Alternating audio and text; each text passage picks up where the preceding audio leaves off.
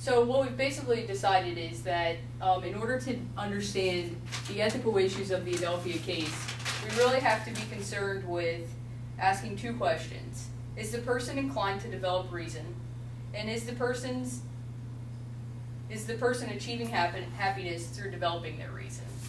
In the case of John Regas, the founder and CEO of Adelphia, with the ethical issues of deceit, fraud, stealing from the company, donating money to charities that wasn't his money to donate, and sort of the charity blindly taking the money without questioning where it came from.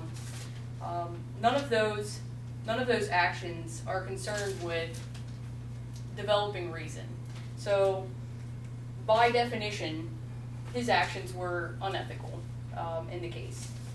The next section, we have to decide whether or not his actions were just, or if justice could have prevailed. Aristotle describes justice as, or universal justice, as a person who is lawful and virtuous. Lawful meaning they follow the laws set by their community. And we describe virtue as a state of being in which a person is trying to develop their reason.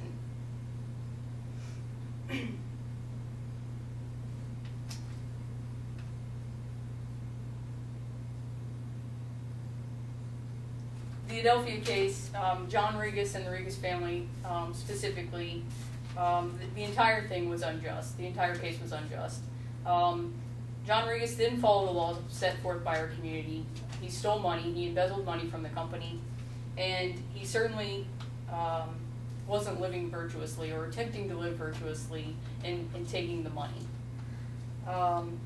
Aristotle also describes particular justice in which he's concerned with the distribution of wealth in communities.